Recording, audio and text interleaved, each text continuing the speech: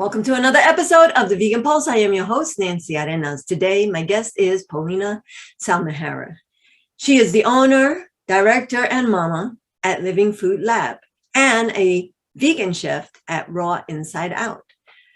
Her motto of radiance is, although it's about the food, it's never just about the food. It's about the wider context and being mindful of what, why, and how we eat. Be kind. Her mission is to be a messenger for the healing of our bodies, minds, and spirits. And through this transformation, to heal the planet and create justice for our fellow animals. Stick around. I want to introduce her to you. Hi, Pauliina. How are you? Hi, Nancy. I'm very well and happy to be here with you. I am so happy that you're joining us from Finland and you're in Helsinki. That's right. And I have visited there and I thought it was lovely. When was that and which time of year? It was 10 maybe years ago, about 10 years ago.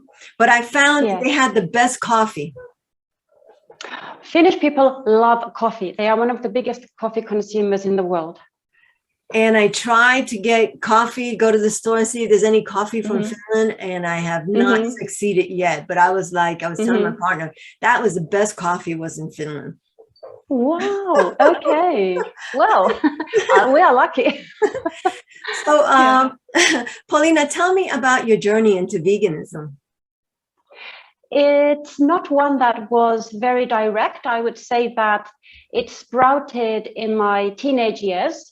And I toyed around, tried to be vegetarian and be meat-free, but was always fainting and really felt like a physical lack in my body. And at that point, I honestly had no guidance. I had no idea of how to supplement or how to do it properly. Plus, I was on a student budget, which basically meant pasta, tomato sauce, porridge, and really cheap ice cream. So no wonder my health wasn't that great then. And bit by bit, it evolved to a situation where in 2013, I did a raw vegan chef training with Elena Love in Bali. And that's where I really started to understand this thing called veganism from a food perspective. And then deepened my studies with the Matthew Kenny Culinary Institute, it was called at that time. And there were then two phases between then and probably about 5 years ago. I don't have a clear sense of the time when there were two clear incidents that showed to me that I'm done. Like I'm not putting any animal part in my body again.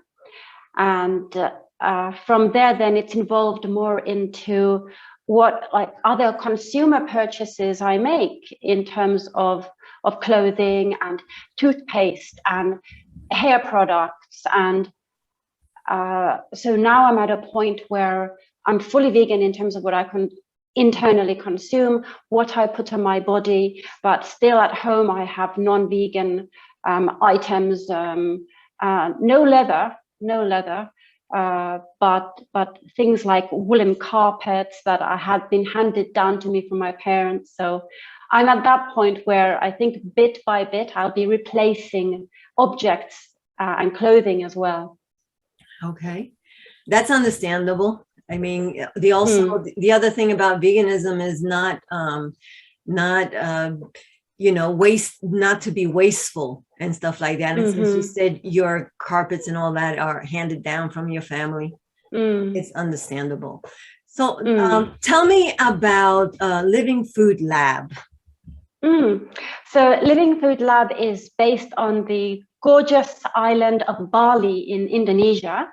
And my husband and I bought the business in summer of 2017, at which point it was a bamboo shack in the jungle of the Green School, which is a school based in entrepreneurship and sustainability. So we were very attracted as parents also to offer our children an alternative form of education. And I had always had a vision of a hole in the wall food place in school where I could continue to offer healthful vegan food to the school community. And it almost fell in our lap. And we bought it from the founder, Avara Yaron, who went on to become an author. And yeah, no experience in restaurants, but just a passion to provide vegan, healthful, delicious food. And a year from then, we had another outlet at the Green School. So we had 2 outlets. And also in spring of 2018, we opened a restaurant, a co-working space, an education space in Canggu, which is a beach town. Well, town is maybe not the accurate word, but a place close to the beach in Bali. And that's where we continue to have a location. And we are just praying that the borders will actually open up, and we are so ready to welcome people back into our restaurant, because now the only guests we have are those who stayed on the island or have somehow managed to make their way to Bali. But those people are persistent. They really want to be in Bali. So there's not many people on the island now who would be frequenting the multiple vegan restaurants that there are on the island.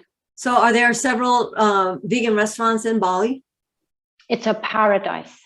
I mean, we originally started going in 2001, my husband and I, when we were living in Shanghai, and we went back every year. And then when I turned vegan, it was the place for me to go and find delicious food. Like, we would literally work our way through restaurants and menus morning to evening, and I was just getting full of inspiration, not knowing back then that I would one day have my own restaurant and cafes in Bali.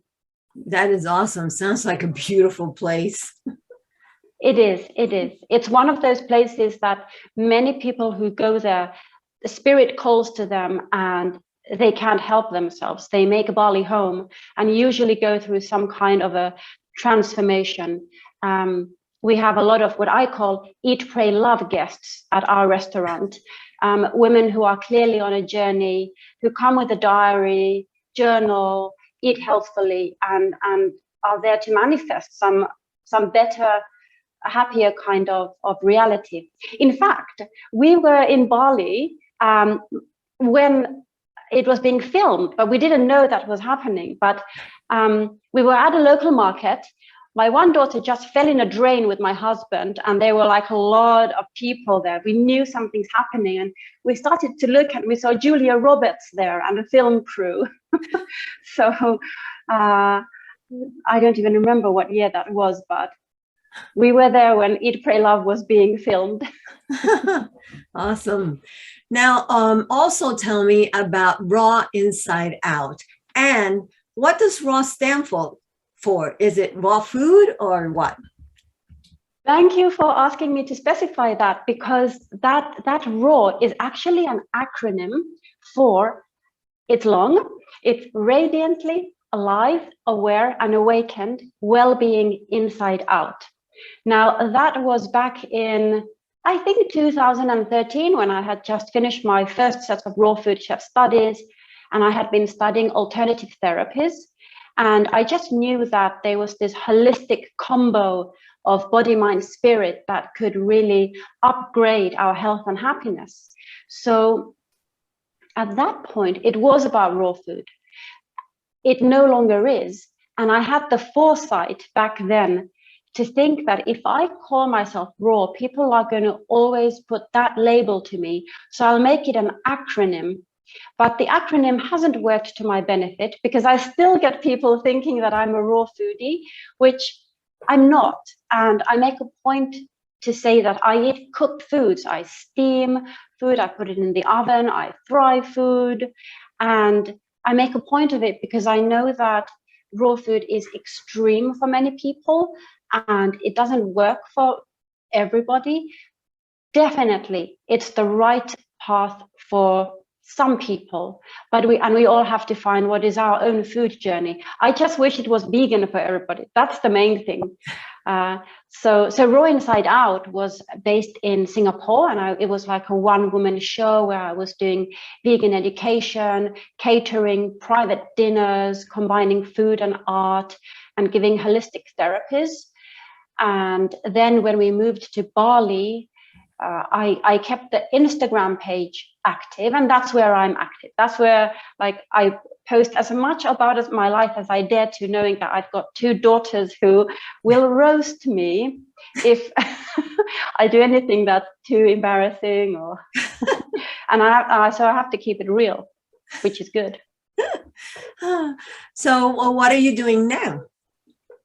Now I'm working on a lifelong project, which is a women's wellness platform, an online space. So in 2013, I was doing on-site events and retreats and on-site classes and loved it.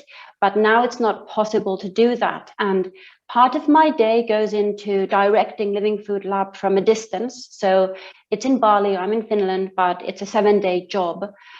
And another part goes into building this platform.